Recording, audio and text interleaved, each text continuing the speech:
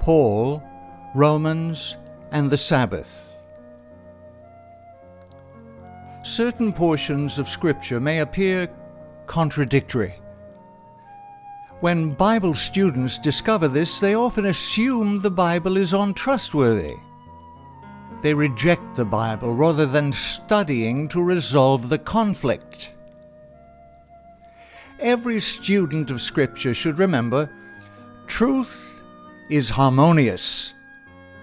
Truth never contradicts itself.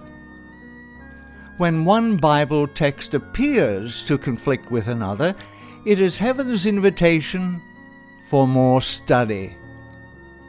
All facts and principles related to the subject must be brought together.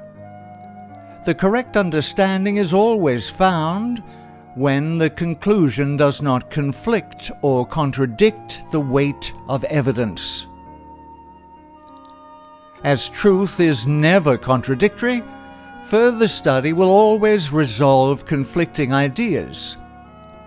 One passage that has confused many people is found in Romans chapter 14, verses 5 and 6. One person esteems one day above another, another esteems every day alike. Let each be fully convinced in his own mind. He who observes the day observes it to Yahweh, and he who does not observe the day to Yahweh, he does not observe it.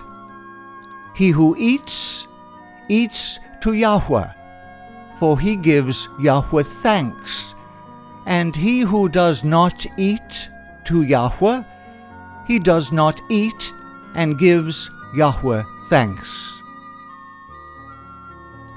The phrase, "let each be fully convinced in his own mind," is often used to prove all are free to choose on which day, if any, they worship the Creator. People claiming to worship every day also use Romans 14 as their biblical support for not observing a specific Sabbath day of worship. This belief is based on the assumption Paul is speaking of Sabbaths and feast days in the quoted passage. The error of this idea is found with a careful study of the context together with the rest of Paul's writings. Paul always kept the feasts and the seventh-day Sabbath and taught his converts to do the same. Paul never taught the divine law was no longer binding. Earlier in Romans, Paul had confessed, "The law is holy, and the commandment holy and just and good." Paul always balanced righteousness by faith with recognition that the divine law is still binding and must be kept. What then? Shall we sin because we are not under the law but under grace? Yahweh forbid. The context of Romans 14, 5 and 6 clarifies what Paul meant about esteeming all days alike. He was referring to pagan practices. Romans 14 opens with Paul instructing the Roman believers to support new converts who were weak in the faith and not engage in discussions on points that would shake their newfound beliefs. Receive one who is weak in the faith, but not to disputes over doubtful things. For one believes he may eat all things, but he who is weak eats only vegetables.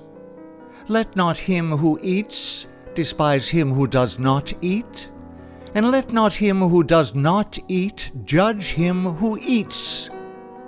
For Yahweh has received him. Who are you to judge another's servant? One person esteems one day above another, another esteems every day alike. Let each be fully convinced in his own mind. He who observes the day observes it to Yahweh, and he who does not observe the day to Yahweh, he does not observe it. He who eats, eats to Yahweh, for he gives Yahweh thanks, and he who does not eat to Yahweh, he does not eat and gives Yahweh thanks. The new converts had come out of paganism. There was a tendency among such to still fear the power of their old idols. Many were still influenced by old superstitions. Because most of the meat in the city had been offered to idols, many of the new converts abstained from eating meat, choosing to eat only fruits, grains, and vegetables instead. Paul knew well that the idol's power came from demons, and Yahweh's power was stronger. Paul had no problem eating meat offered to idols because he knew idols weren't no gods at all. Idols and the food sacrificed to them were not an issue to Paul, since he had not been a participant in the ceremony of dedication. Paul was a faith warrior as well as a tender shepherd of the flock. Because his faith was not shaken by eating food offered to idols, he knew others did not have his understanding. However, there is not in every one that knowledge, for some with consciousness of the idol until now eat it as a thing offered to an idol, and their conscience being weak is defiled. But food does not commend us to Yahweh, for neither if we eat are we the better, nor if we do not eat are we the worse. Paul determined never to do anything that would weaken the faith of another. He continued in his instruction, "But beware lest somehow this liberty of yours become a stumbling block to those who are weak. If anyone sees you who have knowledge eating in an idol's temple, will not the conscience of him who is weak be emboldened to eat those things offered to idols? And because of your knowledge shall the weak brother perish, for whom Yahushua died? But when you thus sin against the brethren, and wound their weak conscience, you sin against Yahushua. Therefore, if food makes my brother stumble, I will never again eat meat, lest I make my brother stumble."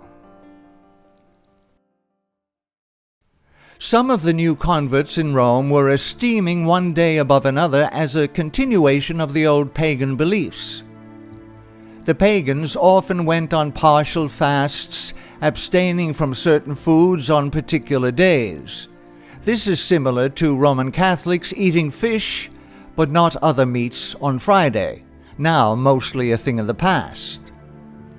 Not only were some new converts afraid to eat food sacrificed to idols, but others were still observing the gods' various fast days. Others regarded all days alike, giving no particular respect by fasting to one day or another. This was the issue Paul addressed in Romans 14. He was not referring to seventh-day Sabbaths or annual feast days at all. The phrase, "Let each be fully convinced in his own mind," Romans 14:5, has been misunderstood by many people. These teachings concerning pagan gods and their fast days do not give permission to anyone to break the divine law and choose their own day of worship. Instead, in context, Paul is saying each one needs to be individually convicted of what is right, so he can obey the law. The phrase "fully convinced" or "fully persuaded" comes from pleirophoreo. This Greek word means to carry out fully in evidence, that is, completely assure or convince, entirely accomplish, to bring in full measure, to fulfill. In Romans 14:5, it is said of the apprehension, understanding, of the will of Yahweh. Paul never claimed the law should not be kept. Rather, he is telling the Romans each should diligently seek a full understanding of the will of Yahweh. If the Romans truly were fully persuaded, each in his own mind, there would not have been problems with some of the new converts still fearing pagan superstitions or observing pagan fast days. Paul's admonishment was, all should protect these babes in the faith and not become stumbling blocks to them. In turn, those who were young in the faith had the responsibility to study the law and the will of Yahweh so they could each understand the divine will and live in harmony with it. Yahweh is concerned with the smallest particulars of our lives. However, he wants us to understand we are not saved by works of either eating or fasting. His concern is the motive of the heart, which prompts the action. Paul understood only service done by love would be accepted by Yahweh.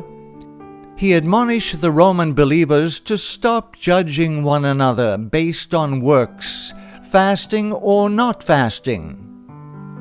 But why do you judge your brother? Or why do you show contempt for your brother? For we shall all stand before the judgment seat of Christ. For it is written, As I live, says Yahweh, every knee shall bow to me, and every tongue shall confess to Yahweh. So then, each of us shall give account of himself to Yahweh. The full thrust of Paul's message was obedience to the law through faith because of love for the Father.